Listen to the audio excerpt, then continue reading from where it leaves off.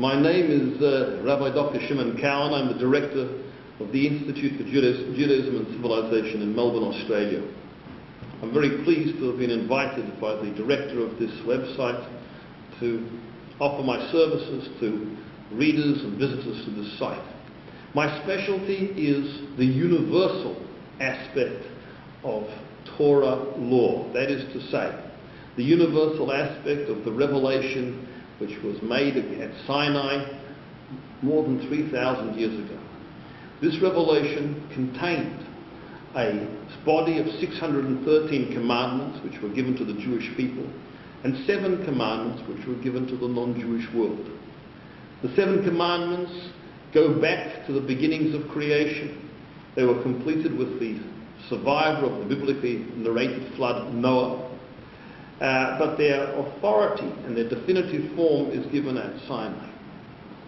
Because they come, however, because they stem from the earliest times of humanity, therefore they are also part of the root consciousness of the major world cultures and religions and traditions, which means that if we will explicate these laws, we're sure to find some sort of a resonance, because this is the, if you like, let's call it the shared spiritual root consciousness of the world traditions and cultures.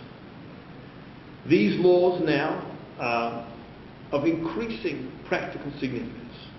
They were always commanded upon humanity, and the Jewish people were entrusted from the outset, as Maimonides, the great codifier, sets out, with the task of communicating communicating these laws, the Noahide laws as they're known, to all of humanity, and to seeing that they should be observed.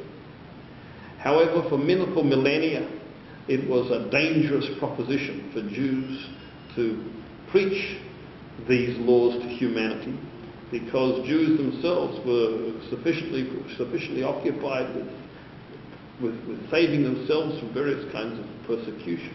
And this could be interpreted perhaps as some kind of proselytization. It could be viewed with great resentment. Recently, this issue is gone. The societies of the West, the societies of all cultures indeed, find themselves increasingly in a crisis of values, what is termed a lost moral compass. And we find an open receptivity to the discussion and explanation of this universal code of ethics, which is historically binding on all of humanity. We only have to set out these laws to obtain a resonance from the major world cultures, which, as mentioned before, stem from the fathers of this tradition, going back to the beginnings of creation. I myself have been involved in the study both of the philosophy of the Noahide laws, and once again Noahide because the number of the seven laws were completed in their number with the biblical figure Noah. These Noahide laws are an area of concern to me, both in terms of their philosophy and in terms of their practical legal detail. And I've written a little book on the philosophy of the Noahide laws entitled Perspectives on the Noahide laws, and I'm currently engaged in the completion of research into the legal aspect and detail of the Noahide laws. I would be very happy to receive questions relating to the detail of the Noahide laws and their various applications. In recent times, major statesmen have endorsed the Noahide laws. The American President, together with the United States Congress in 1991, the Australian Governor General, Head of State, in 2008. These are laws now which are urgent in terms of the need for their dissemination and their explication.